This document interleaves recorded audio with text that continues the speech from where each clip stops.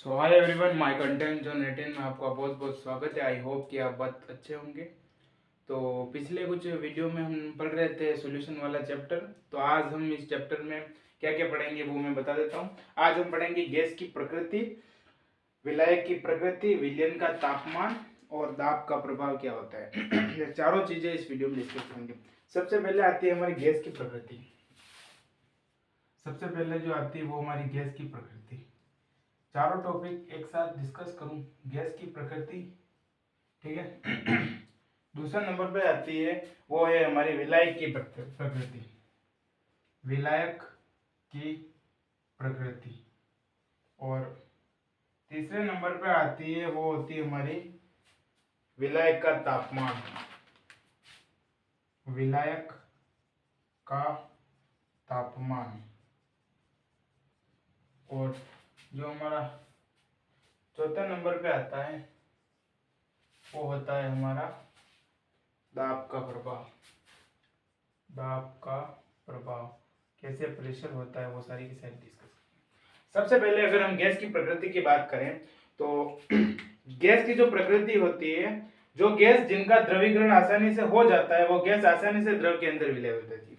मतलब जो गैस हम जब गैस की प्रकृति क्या है कि जिन गैस का द्रवीकरण आसानी से हो जाता है वो आसानी से द्रव में विलय हो जाती है। कैसे?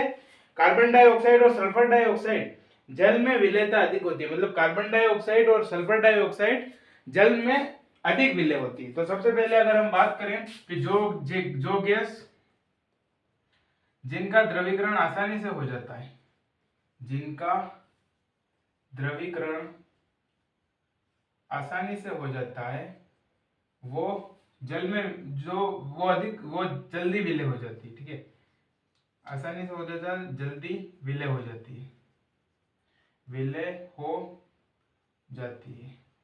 नेक्स्ट आता है कि कार्बन डाइऑक्साइड व सल्फर डाइऑक्साइड, है ना, carbon dioxide and sulphur dioxide इनकी जो विलयता होती है वो जल में अधिक होती है। जल में विलयता अधिक होती है, विलयता अधिक होती है। जल में इनकी जो विलयता होती है वो अधिक होती है। ठीक है, उसके बाद आता है हाइड्रोजन व ऑक्सीजन जल में विलय नहीं होते। हाइड्रोजन और ऑक्सीजन जल में विलय क्यों नहीं होते? क्योंकि वो गैस की प्रकृति होती है। हाइड्रोजन व ऑक्सीजन जल में विलय नहीं होते। क्यों नहीं होते? क्योंकि गैस की प्रकृति के कारण होते हैं। हाइड्रोजन और ऑक्सीजन का द्रवीकरण नहीं होता है, जिसके कारण वो गैस मतलब द्रव में विलय नहीं होती। हाइड्रोजन और गैस दोनों, है ना, जल में विलय नहीं होती है। नेक्स्ट आता है अमोनिया व हाइड्रोक्लोरिक एसिड जल में आसानी से विलय हो जाता है परंतु बेंजीन में नहीं होता है।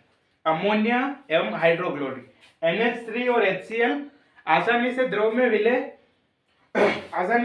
विलय हो जाता है, लेकिन बेंजीन में दोनों विलय नहीं होते। मतलब अमोनिया और हाइड्रोक्लोरिक एसिड ऐसे लिक्विड है या ऐसे सॉलिड है जो मतलब इनका पेस्ट बना है, लिक्विड भी बन जाता है और सॉलिड भी बन जाता है ना, गैसेस होती है।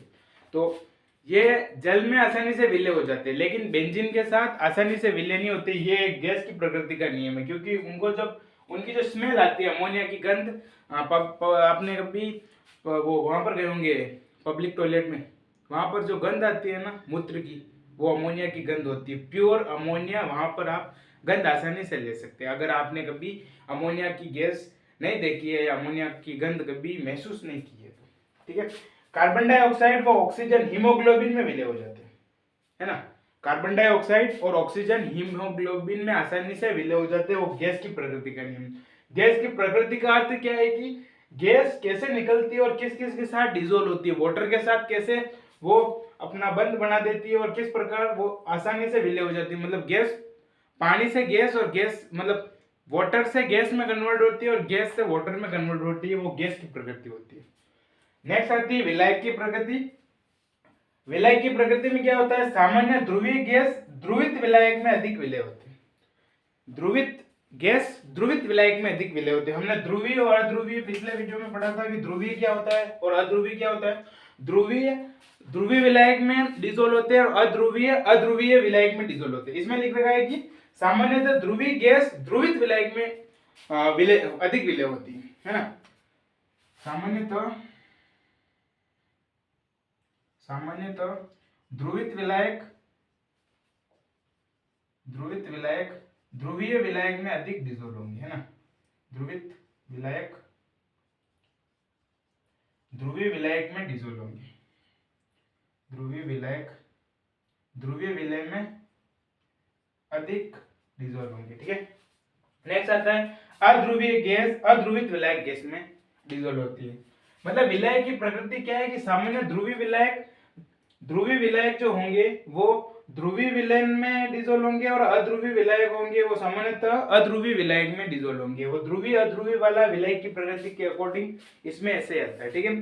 नेक्स्ट आता है विलयन का टेम्परेचर क्या होता है, तापमान क्या होता है विलय का तापमान। तो सामान्यतः स्थिर दाब पर विलयन का ताप बढ़ाने पर गैस की विलयता घटती है। जब हम स्थिर ताप पर मतलब किसी टेम्परेचर पर किसी चीज को रखे हुए हैं और उसका अगर हम तापमान बढ़ाएंगे तो उसकी विलयता घटेगी, है ना। तापमान बढ़ाएंगे उसका दाब मतलब क्या होता है कि सामान्यतः स्थिर दाब पर विलयन का ताप बढ़ाने पर गैस की विलयता घटती है। विलयन का जो दाब है उसको अगर हम बढ़ाएंगे तो गैस की जो विलयता होगी वो घटेगी।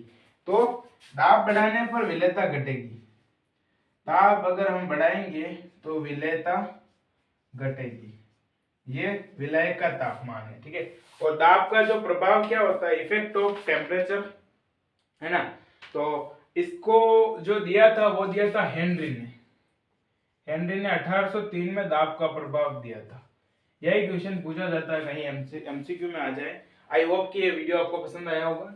लेकिन एक बार और मैं एक्सप्लेन करूं तो गैस की जो प्रकृति होती है, गैस जिनका द्रवीकरण आसानी से जल्दी हो जाता है वो गैस की प्रकृति होती है carbon dioxide and sulphur dioxide जल में विलय अधिक होते हैं, हाइड्रोजन व ऑक्सीजन जल में विलय नहीं होते, ठीक है। और विलय की प्रकृति में अगर हम बात करें तो सामान्य ध्रुवीय विलायक में अधिक विलय होंगे और अध्रुवीय विलायक में अधिक विलय होंगे। विलायक का जो टेम्परेचर होता है दाब बढ़ाने पर विलयता दाब अगर हम बढ़ाएंगे तो विलयता घटेगी और दाब को अगर हम कम करेंगे तो विलयता बढ़ेगी।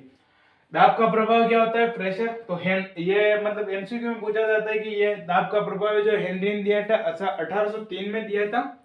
और ये चारों का चारे आई होप कि गैस की प्रकृति, विलायक की प्रकृति, विलायक का तापमान और दाब का प्रभाव आपको समझ आया होगा। नहीं आया तो एक बार वापस वीडियो को स्किप कीजिए और वापस देखिए ताकि ये सारा का सारा टॉपिक आपको समझ जाए।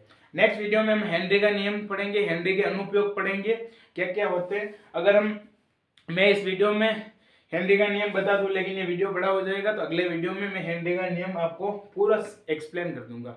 आई होप कि आपको ये वीडियो पसंद आएगा। वीडियो पसंद आया तो वीडियो को लाइक कीजिए, चैनल को सब्सक्राइब कीजिए। धन्यवाद। जय हिंद, जय भारत।